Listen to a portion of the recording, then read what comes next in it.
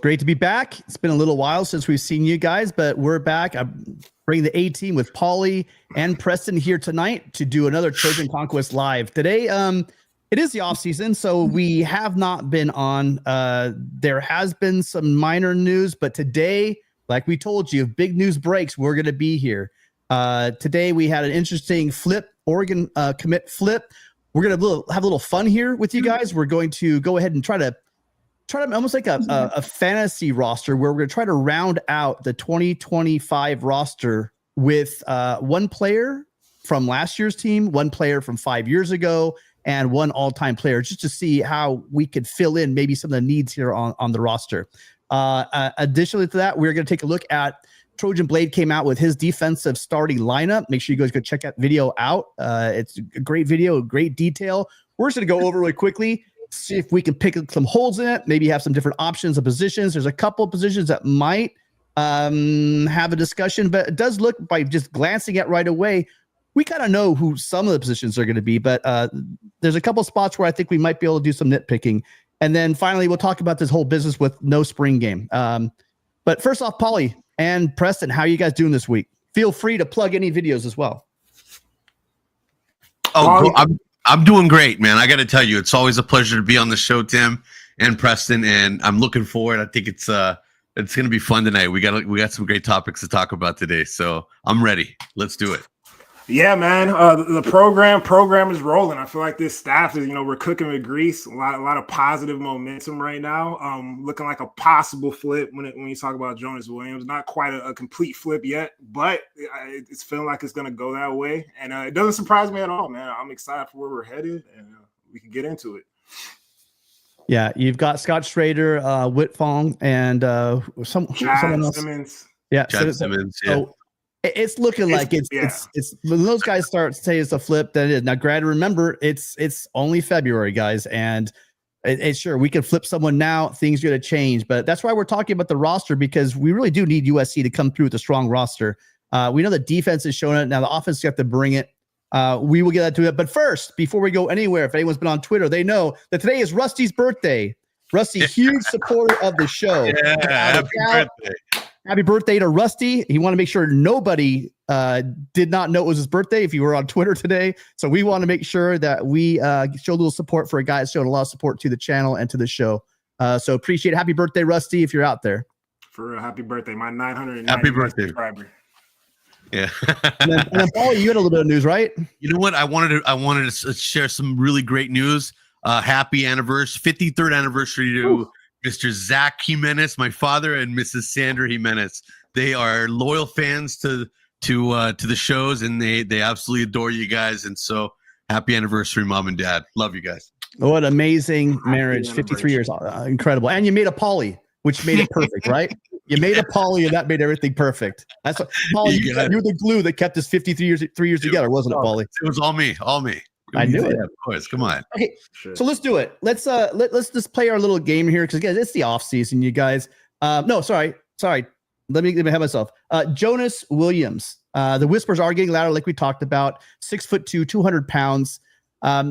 Looking at his film, the one thing that pops out to me about him, of course, he can move well, but man, his arm, his accuracy on the deep ball, on the intermediate routes. Guy just has laser accuracy, Preston.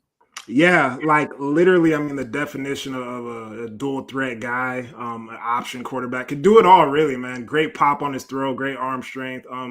Much better of an athlete than I knew he was, right? I hadn't really researched him until this information came out. I didn't really watch film.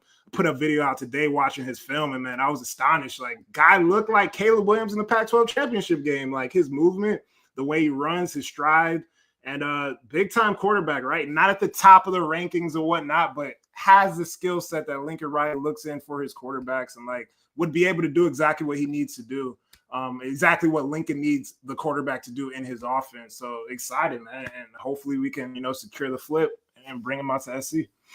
And Paulie, you know what? I absolutely love Jonas Williams, and the reason I say this is from the neck up, he's a 10-star. That's how highly I think of him. He's not only a great student, great kid, but a leader. And on top of that, he has the athletic ability. He's not going to be the type of guy that's going to run around and get you in trouble. He knows. He's really, really smart when it comes to when to run and when not to run.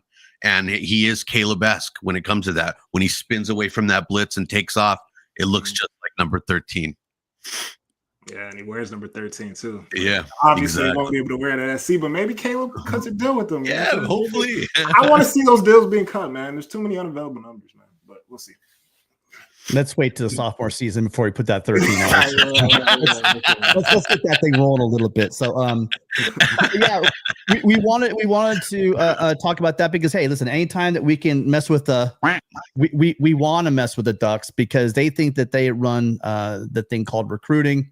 Dan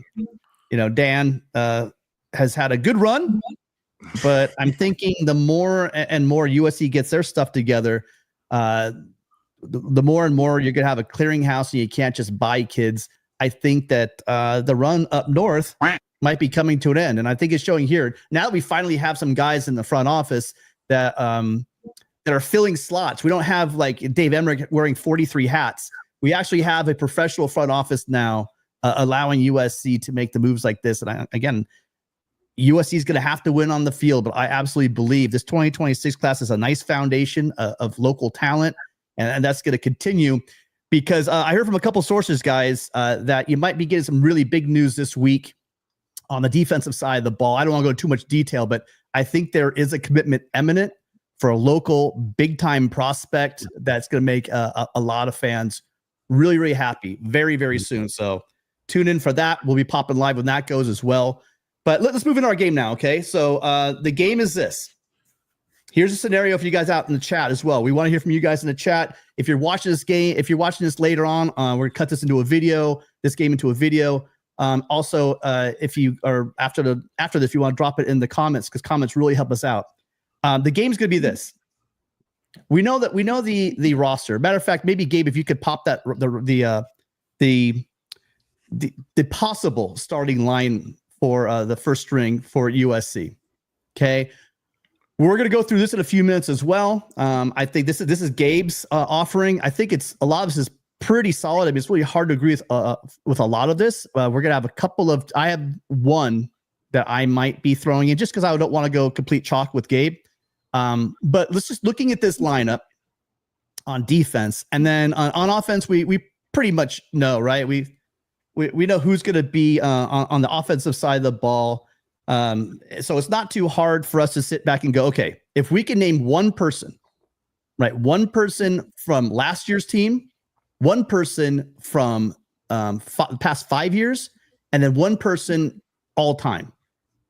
That's going to be the game. Now, the key here is you can't do the 5-year person.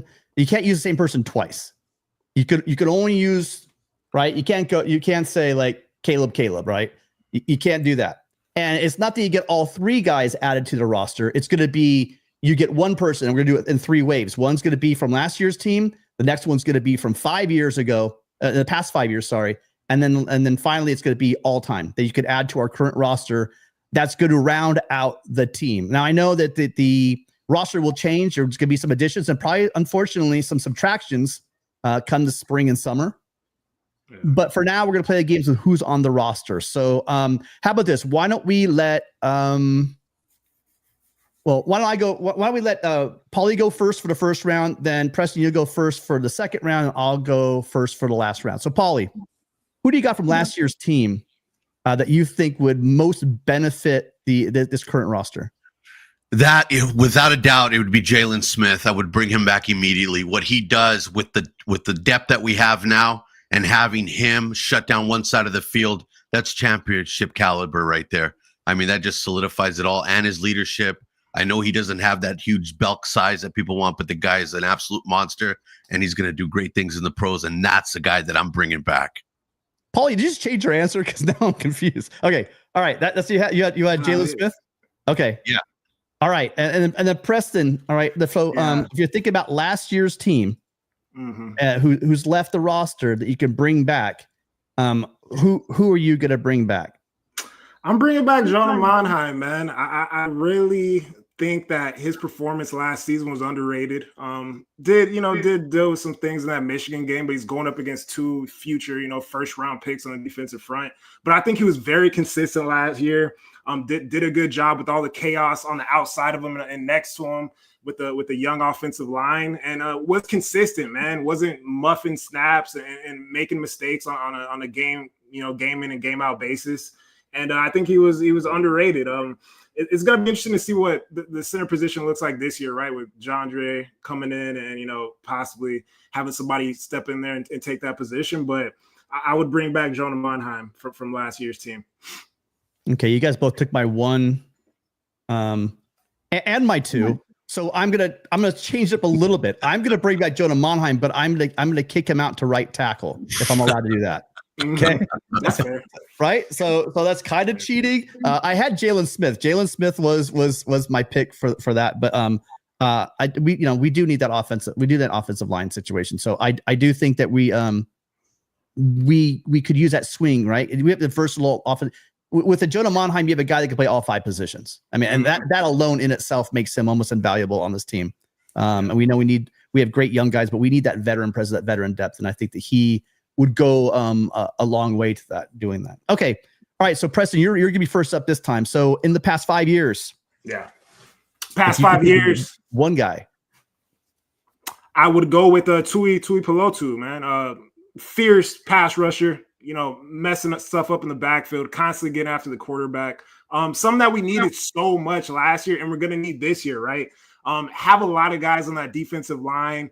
Braylon Shelby, Cameron Fountain, a lot of guys on that edge that have a lot of potential, but we haven't seen the production, right? We haven't really seen the production of anybody since Tuli, had the great season that he had a few years ago. So it would be him, man, and he could really make a big impact for this team. All right, Paulie, who do you got?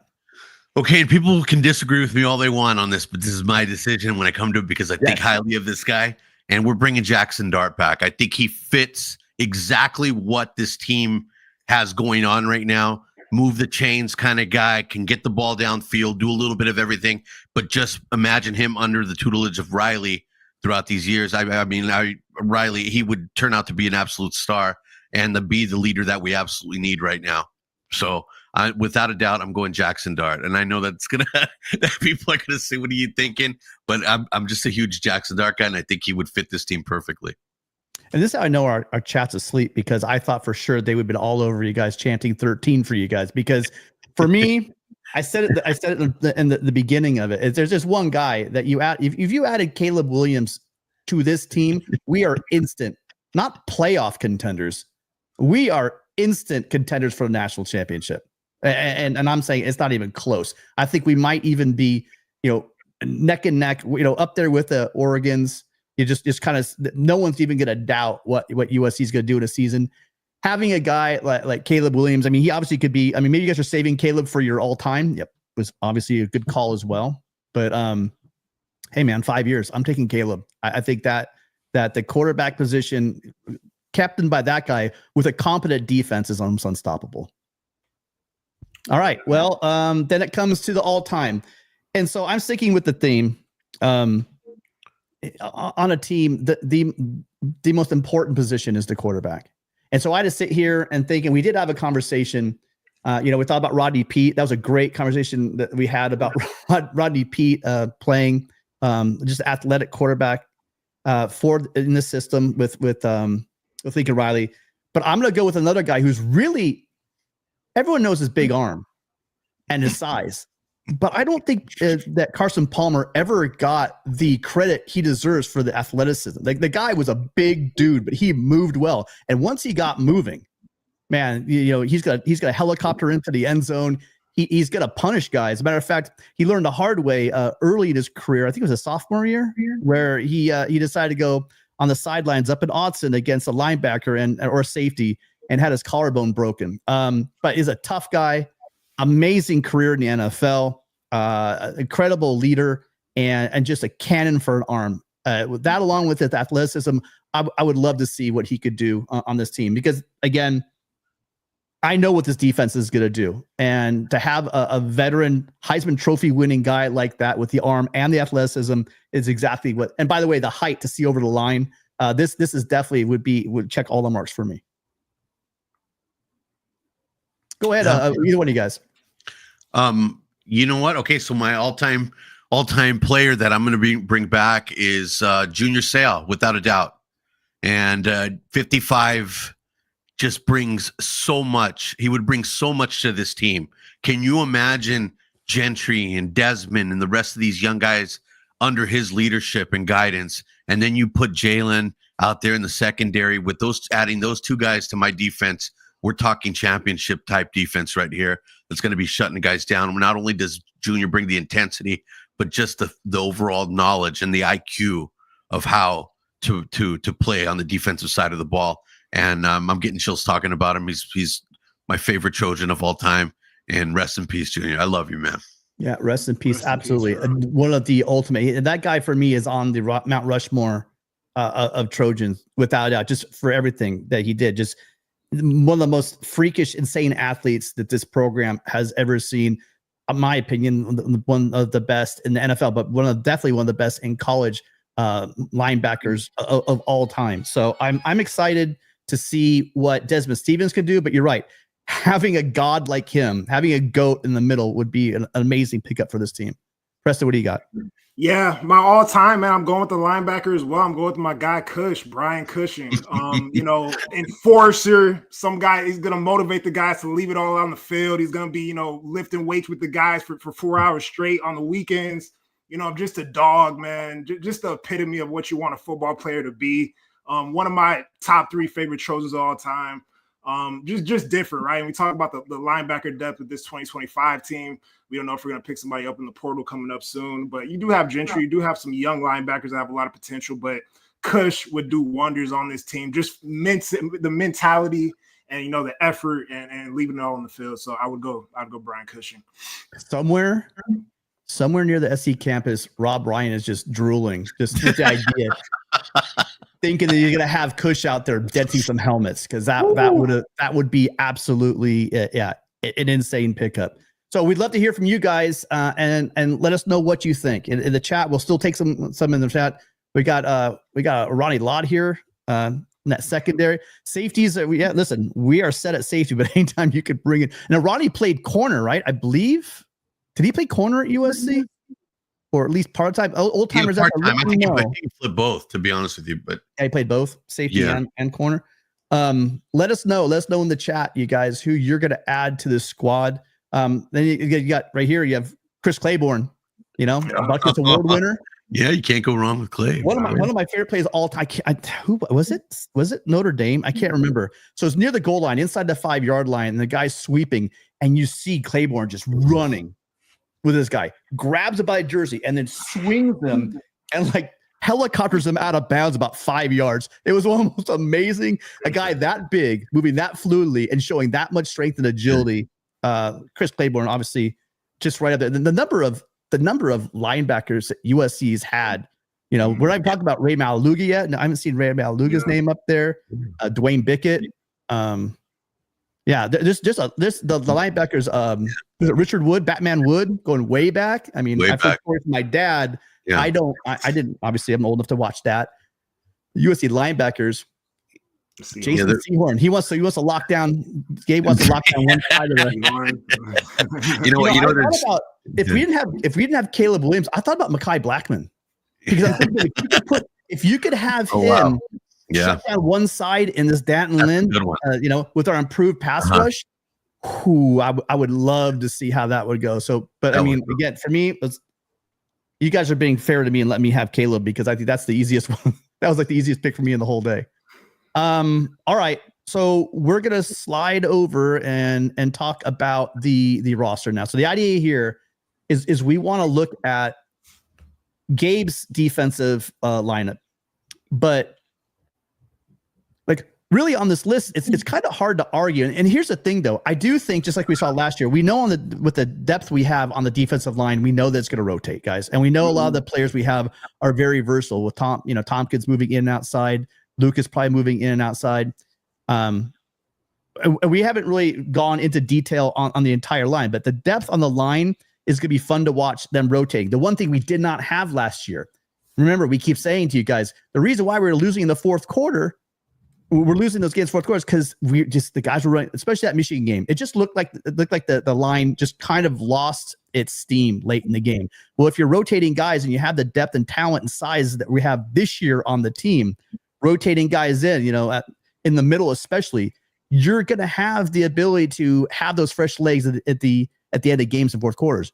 And we also know that football is a game of attrition, and late into October and into November, you're going to need those fresh legs and guys not too nicked up. So having the depth, with Jamal Jarrett, Carlin Jones, Kobe Pepe, right, Jide Abdesiri, Ratmanabula Valavu, and the young guy Jakeem Stewart, look for him evolving as the season goes on, because that interior is going to be pretty damn insane.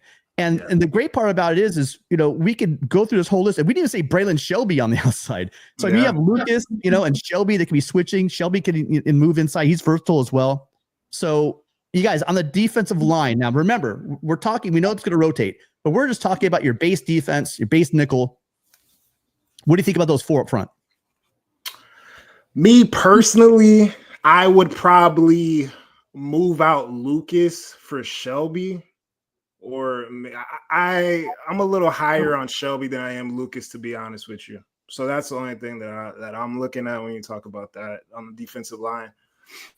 In Lucas's defense, I believe I hear you on Shelby. But in Lucas's defense, when we lost Gentry, and I'm not saying that Lucas was getting home, but Lucas, sometimes that hurry could be almost as important as that sack, almost as disruptive as that sack.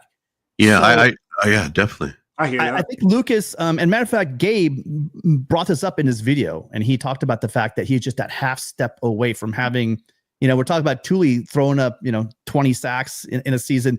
We're looking at a guy who's really was so close on so many plays throughout the whole season until he got hurt against Penn State. He's just that half step, and I'm wondering, now that we have guys in the middle with fresh legs, not going to just relying on Kobe Pepe and awesome big heart guys, in the middle, like no one's ever going to forget just the amount of effort and how they maximize their ability. But it's Gavin Meyer was a bit small, Elijah Hughes was on the outside was a bit undersized. And now that you have the bigger guys in the middle, I'm wondering, being able to collapse that pocket, cause a little bit of havoc. We don't expect Keyshawn Silver to get home, get a lot of sacks. You really don't expect that from your zero technique, but kind of, just kind of collapsing that pocket, holding that. I'm wondering if that's going to be what it could take, because then your quarterback can't step up into the pocket to avoid that outside rush that Lucas was giving on a lot of the plays. So it'll be interesting. It'll be interesting to see how that goes down. So yeah, and it's hard for me, right, Tim, because man, there's some near sacks that we could have got that could have won us games last year. So I understand Anthony Lucas, he dealt with the injury. He was getting there. He was getting close. But Braylon Shelby had 3 sacks last year. So he got there a few times, you know what I'm saying? So that's the only reason why I would say that. But yeah, it's something that we obviously have to improve on. So I'm with you. I'll go with the old coaching thing. I'll go with A. Lucas or Braylon Shelby, right? At the defensive end over there. Okay. And I think we're all pretty comfortable with how Devin Tompkins, again, as he developed as a football player in the program, as he's getting, his feet wet, getting bigger, getting stronger, his versatility and moving him inside. He's another guy that can move inside and outside. So I like him there. Obviously, we didn't bring Keyshawn Silver in here to sit. I really love his size. And again, holding that line and possibly pushing that line back, collapsing that pocket, preventing the quarterback from being able to step up. It's going to be huge for us. And then Cameron Fountain, you guys. I mean, talk about your guy. We're going to talk later about breakout players, hint, hint. A guy that's really poised to be a big part of this defense. Because last year, again, we do have Gentry back, which is huge because he really came up to the line and caused a lot of havoc for quarterbacks when he was healthy. I like what Cam Fountain's doing. He's precocious for his age. He while he makes a big splash play, he also is very accountable on that edge. So I really want to see more from him. Just a true freshman last year. Yeah, he's very disciplined on the edge. Very disciplined on the edge. That was very surprising for me to see out of him. And I think it's gonna, he's gonna skyrocket when we get into this season. Yeah. Yeah, all right. definitely. I agree with everything you guys said, especially the Anthony Lucas part. I think he was so close to having a breakout season, but where I going back to Shelby, I think he's a little bit more versatile. What he had like 21 tackles or something like that. Yeah. And the guy can do a little bit more, but at the same time, I'm good with that. Devin Tompkins, I think, is great.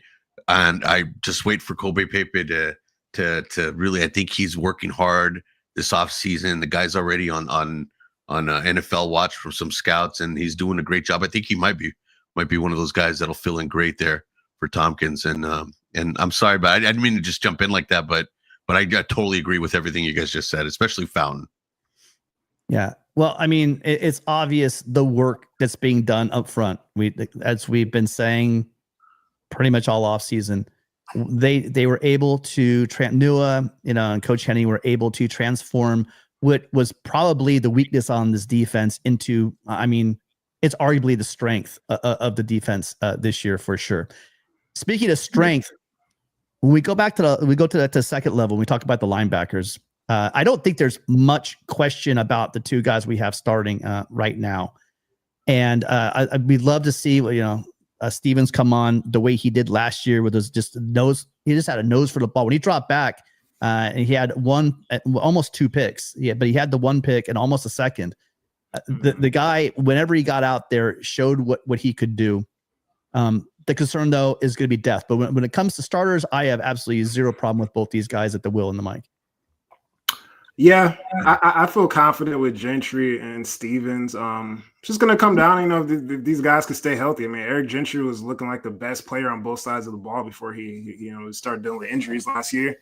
But and Desmond Stevens, came out hot and was making plays all year. So I don't think that's bad having these two guys right here.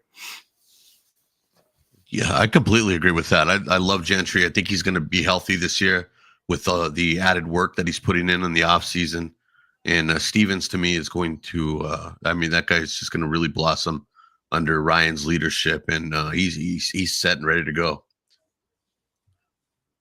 Right. And so linebacker is pretty set. Before we get into the secondary, this is where I'm going to kind of go a little bit off script. But before we go into the secondary, I do want to remind you guys that first off, thank you so much, everyone, for being here.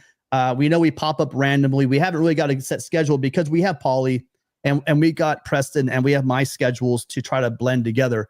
But if you are on Twitter and following Preston, or you're following Paulie or myself, you'll get that heads up. If you're following the channel, which is probably the best way, you'll get if you have notifications on, you'll know when we go live. So please do us a favor. If you are over here on the YouTube side, make sure you give us a follow, subscribe on the YouTube side, and hit that notification bell so you know when we're going live. Because like tonight, 7:30 randomly, when news pops, we're gonna jump on it.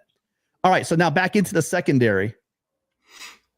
So the secondary we're looking at was big turnover, right? We lost a lot of guys in the back end of the defense.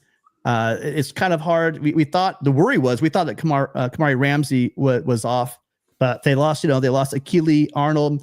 They lost Isa Mascarenas Arnold from linebackers, but then both corners. The corner issue that we had at USC was great because Jacoby Covington, who came over from Washington, but seemed like obviously his career here at USC was a lot longer. When he was healthy, was an absolute force to be reckoned with. Losing Jacoby Covington, I think you guys were going to be feeling that quite a bit this year. You guys' thoughts on the cornerback play? I actually like both of these choices. Harvey coming over from San Jose State. And then, I'm a Bosco Brave, so I'm going to homer. But yeah, it's not even the homer part of it. It really isn't. Anyone see that Marcellus Williams is a good player, man. He's it, man. He's the guy. Marcellus is not the biggest corner, but he has a knack. If you watch the spring ball, he baited Jada Mayava into that interception and showed the athleticism to climb the hops, to get up there, climb the ladder and get that interception. But he did it. It was more of a cerebral play. Like he really did bait that throw. And so it's that part of it. But also, if you watch Eddie Bosco games, you would know that he just comes up and he can lay the wood. I mean, he's like his brother. they're not the biggest guys, but they hit a lot bigger than they look. So I'm excited to see what we get to see from Celis, but it doesn't stop there. You know, that's the thing about this core. There's just gonna be, don't get me wrong, we're saying that we're okay with the starting lineup, but Isaiah Rubin, I saw him at Los Alamitos. The kid can absolute ball out. And then you have one of the guys that for the longest time I really want to see is Braylon Conley, because his film also, I mean, the depth here, it's been unproven, but there's going to be a hell of a fight, I think, for this quarterback position. But I'm okay with the DJ Harvey and Celis combo. I think it's happened. And you guys watch out for Tristan Castro. Mm-hmm. Yeah, he's a true freshman. And that guy's going to come on strong, because that guy has hands, arms, his reach, his length, just the way he plays. That guy is going to be a lot of trouble. So what do you guys say about the cornerbacks? You could go, Paulie. You could go. The cornerbacks, sir. Yeah, thank you, Preston. I'm a big Tristan Castro guy, and I'm happy with Harvey. He brings, San Jose State, people might consider that a smaller program, but yet they do produce pros from that program, and he has that veteran presence, that kind of thing going on with him, where he's going to come in confident, ready to play. But as far as Castro goes and Conley, those guys are going to be battling it out. There's no doubt about it. Castro just has those intangibles, that knack to be able to his game keeps improving and improving and improving. And if you notice throughout this high school season, he just keeps getting better and better and better. And Marcellus is the real deal. The guy, there's just some people that have a nose for the ball, and he was born to play this position. And I think that guy's he's definitely has that ability to take over that spot and solidify it all year long. And then you're not wrong when it comes to Isaiah Rubin and him as well. But we're not on the safeties yet. But yeah, that's about it. But I think we got a young, talented group. I'm just waiting to see who's going to be that veteran presence to guide these guys. Yeah, I really feel good about DJ Harvey there. I love Marcellus as well. I also love Malachi Crawford, though, right? Malachi Crawford obviously coming off the injury, but you're talking about a 6'4" corner. I'm not even sure if he's gonna play corner. He could end up at that nickel spot. I don't know what's gonna happen, but I've definitely got my eyes on him. Hopefully he's healthy and ready to go when fall camps comes around and whatnot. Hopefully he's healthy now. But yeah, not bad. It's going to be a dogfight. It's going to be a dogfight for those corner spots, and that's what you want, though. You want a lot of competition. You want guys getting after it, and may the best man win. You got it. Okay, and then so let's talk about let's save nickel, because I think that's the one. Let's move back. Let's move back to safety, because there might be some questions here at safety. Yeah. We could have a conversation, but I mean, I think that Gabe nailed it, and without a doubt. Kamari Ramsey is going to be on the field. Talk about the biggest offseason pickup. The biggest offseason pickup was retaining that guy.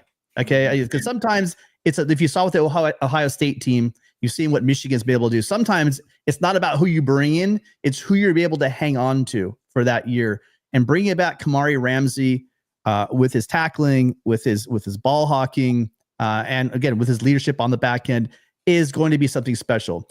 And then everyone's seen the highlight films of Fitzgerald and got really excited. The guy can play up in the box. I like it. He's a great cover guy. But what about some of the younger guys we've been waiting to emerge? Because we know last year. Now here's my question to you guys. Danton Lynn seemed to really kind of rotate and move that secondary around. It didn't seem like he sat on one particular player. Now, do you think that was more situational, or just kind of he's just rotating the guys? I'd love to get more information on that. But what do you think about a guy like a Christian Pierce, who just absolutely shined, early on, like he had this insane spring game that everyone still talks about to this day, and we will talk about spring games in a moment as well. But then you have guys like Marquise Gallegos, who we've been waiting. Another talk about ball hawks. We're talking about Marquise Gallegos, waiting for that guy to bloom and have his moment to move up. And then there's other guys that have been around a while, like Boatwright. What do you guys see between like Pierce? Do you think Pierce or Gallegos or Boatwright? Do you think these guys can push for playing times or significant? And which one of the guys do you see that would be that first guy off the bench? Go first, Preston, and then I'll. Yeah, it's tough, man. These guys got a lot of tools. I mean, I like Bolt, right? I like Gallegos, is an absolute ball hawk coming out of high school. Great nose for the ball. If I had to pick one, it's tough, man. To be honest, I really want to see what's up with Malachi Crawford. That's the guy that I'm really honed in on him and seeing how healthy he is and what he could do just with his length and the type of player that he could become. So that's all I could say about that, but I don't know. Who knows? My guy that I've always been high on him ever since he was in high school. I've thought the world of this player, but I think Marquise Gallegos, I know people, tend to say his size, he's a little undersized but you know what, when it comes to football from the neck up, Marquise Gallegos is special. Just his ability to be able to nab those balls out of the air and his ability to return. He has that playmaking gene that a lot of players don't have. Once they intercept that pass, a lot of them don't know what to do with it. Marquise has those smooth Sean Taylor strides that he has, and that's one thing I love about Marquise. I think it's his time. He's sitting back. He's working hard, and Boatwright's great as well. But I think Marquise Gallego is going to be the one that's going to be pushing for some playing time. Definitely. I'm going to hold my thought to that because the next position is because I'm also very high on Marquise Gallegos like you are. But now we're going to talk about the nickel back position. I wish I would have seen more of Marquise Gallegos. I know everyone's saying Prophet Brown. He played there and it was a great player. Played there in the bowl game. And a lot of people are penciling him in there. I believe that Gabe has him penciled in as well.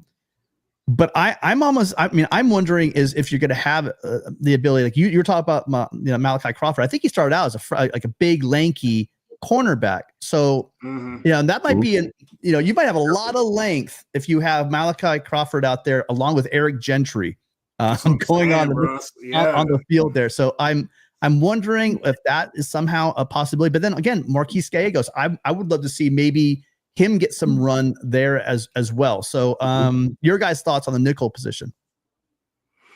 Prophet Brown. I like Prophet Brown. Brown made some plays last year. It wasn't perfect, but he can make plays at times, can have some, nice open field tackling.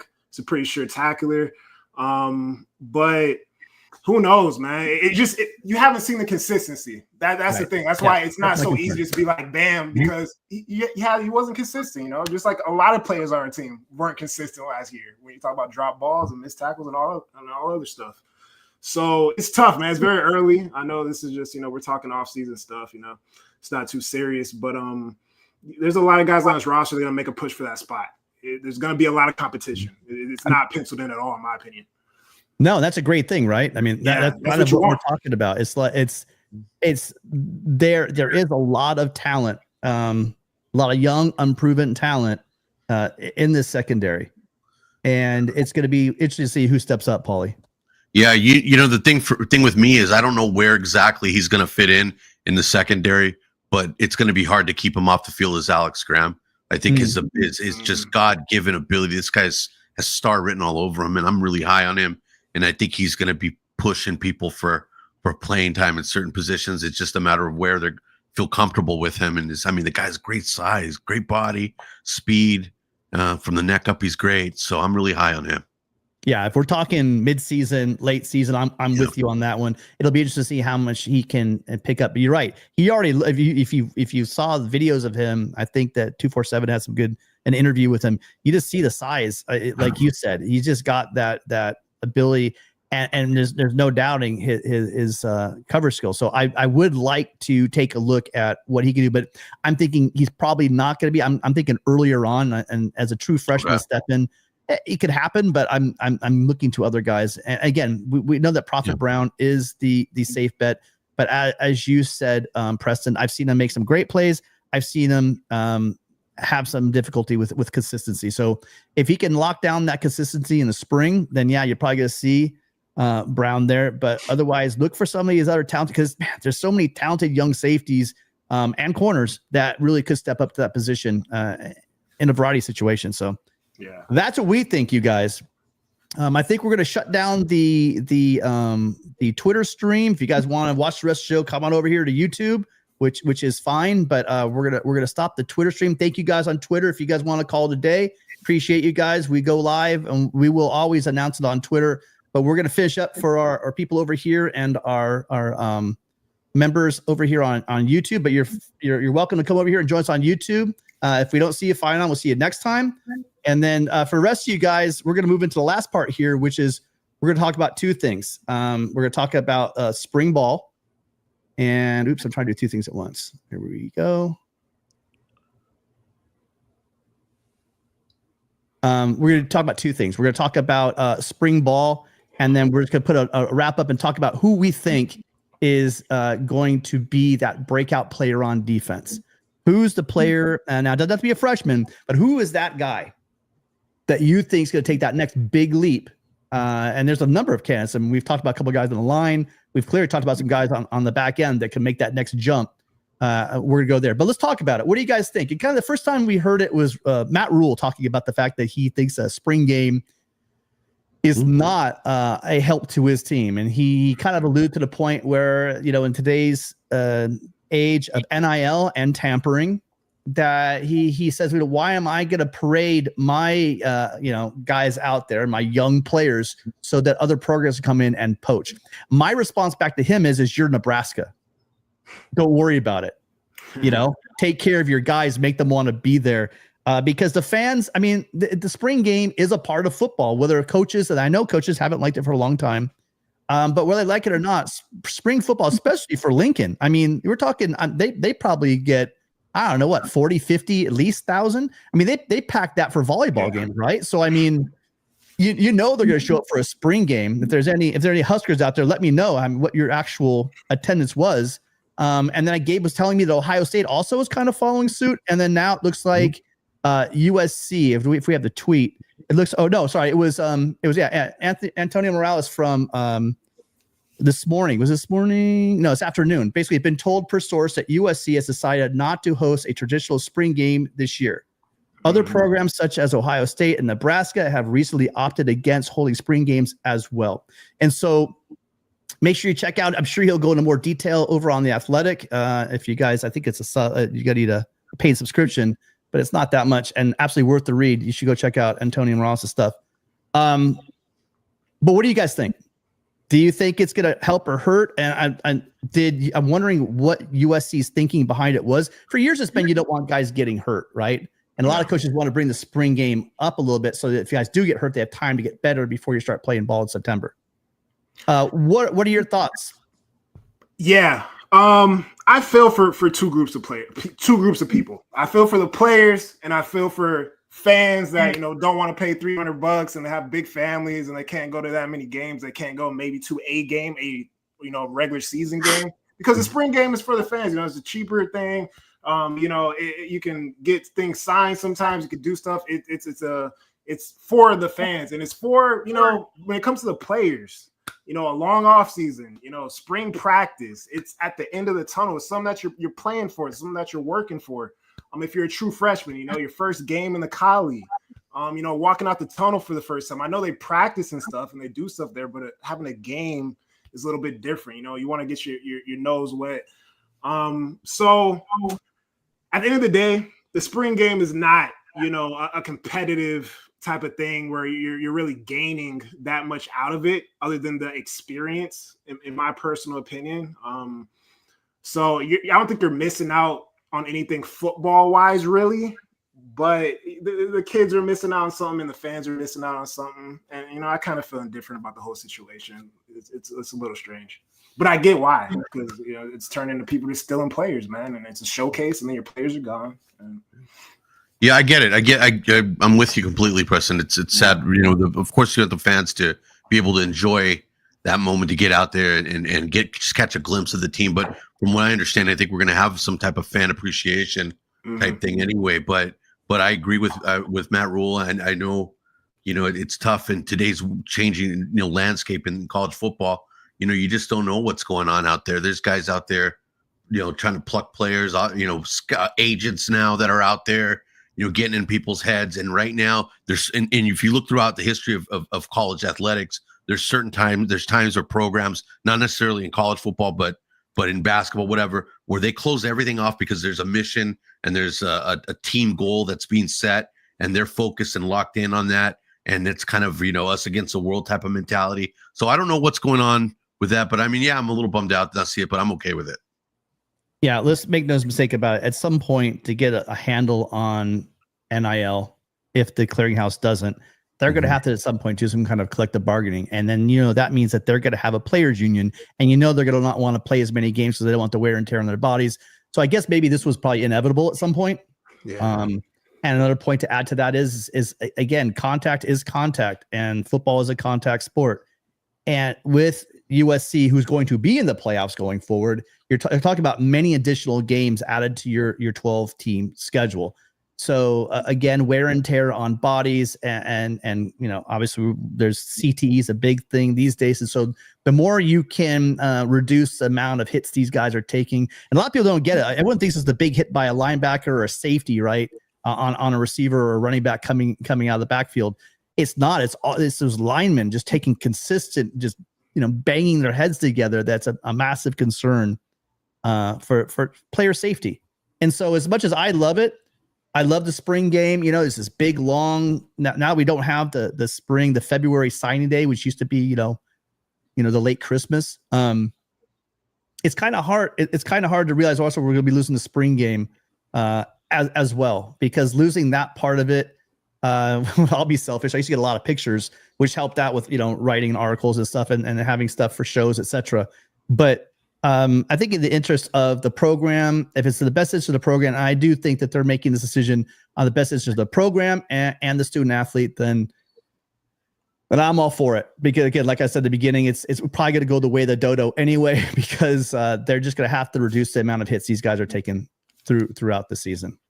I mean, it's so cutthroat. Oh, I'm sorry, Tim. It's so cutthroat too. If every spring game, all they ever do is it constantly just trashing us in the media left and right, showing the empty seats at the spring game, and it's trying anything to try to affect recruiting. It's like a lose-lose. It turned into a lose-lose situation. That's what. Yeah, exactly. Yeah, but Paulie, what's going to happen on 3 and 247 and rivals? I mean, who are going to be the next Heisman trophies that win their place in spring games? Like all the fans on the message boards always blow up and get excited about this guy. Like, yeah. We talked about Christian Pearson, that he was going to be the next Troy Polamalu. If you talk to guys after that spring game, right? So I think that you in a way you take a lot of the engagement. I think that USC needs to do something. If you want butts in the seats, and you've got the Lakers picking up Luka, you've got the Dodgers winning World Series champions and then going insane and just making these rosters that don't even make any sense anymore. You're going to have to do something, USC, because when USC under Pete Carroll was selling out the Coliseum, there weren't any. Forget having 2 NFL teams in California, but there weren't any NFL teams during that run. So that kind of hurts to begin with. But having the LA teams at the highest level and spending and investing and most importantly and winning, you're going to, God forbid, the Ducks and the Kings start winning, because that's gonna be a whole nother situation. So any final thoughts at all before we get out of here? Because we might actually get out of here at a decent hour for once. Nah, man, I don't really have anything to say, man. I feel pretty good about what we're going on, what's happening, and just looking forward to see how this thing's gonna unfold, man. It's gonna be a long off season though, especially with no spring game. Right. Yeah, exactly. I'm looking forward to the competition that's lining up to happen here in the off season. These guys are going to work at it. There's a lot of young talent that can blossom and maybe surprise us. And in today's college, like I said, college football, the world of college football, these young kids are playing right out of high school now. So we'll see if we have that one key freshman that's ready to step up and make us all proud. Oh, there will be that guy. Wait, did we skip that? We almost skipped that. Let's grab that. We got 90 people still here. They want to hear. So let's do it really quick. Our breakout defensive player of the year. All right. Are way too early prediction for defensive player of the year. Paul, you want to start it off? Without a doubt, he has superstar written all over him. I'm ready to buy his jersey. I love him. I think the world of him. Sideline to sideline, toughness, size, speed, everything. Mr. Desmond Stevens. That's my guy. I'm gonna start going first. Okay, what do you got for us, Preston? Damn, I'm so torn between two players, man. I'm gonna go Braylon Shelby, man. I think he took a big jump, even though his stats were very similar to last year, but he took a big jump, just his technique and whatnot. And honorable mention, I'm seeing Jakeem Stewart. I think Jakeem Stewart is gonna be on the depth chart, top 2 on the depth chart. When you talk about the 3 technique, and I think he's gonna really shock some people.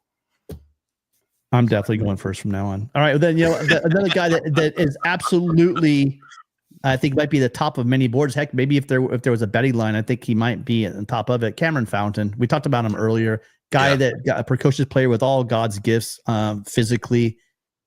We absolutely need to get home this year. The one missing piece to the difference. I think the difference between us being a top 15, top 10 defense and being like a top 60 defense is the fact that we just could not generate that pass rush.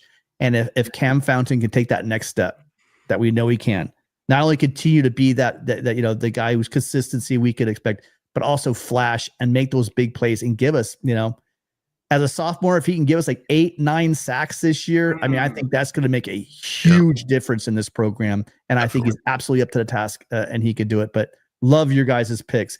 So much to look forward in this season. You guys, I hope you're here with us all year long as we talk Trojans here on the Voice of College Football. Make sure that if you got a moment on the way out of here, if you haven't already subscribed, please subscribe. And then one big ask I have for you as well. There's 88 of you guys right here left. If you guys have enjoyed this much, do us a little favor and drop for us in the comment section. Let us know who you think USC could have added from last year's team or all time. Let us know who you think your breakout player is going to be, and let us know who's going to be that nickel. I think that's going to be a highly contested position in this upcoming spring and into the fall. Let us know who locks down those cornerback positions and that nickel, because there's a lot of young talent, and we'd love to hear from all you guys. So for Preston and for Paulie, listen, thank you guys. We'll do these pop-ups. Remember, keep your eyes out. Remember, I told you this week, I've had 2 people I really believe in tell me that there's a really good chance that we're going to have a huge defensive pickup this week. One that you'd be very, very excited about. All right. Fight on, you guys, and we'll see everybody next time. We don't know when.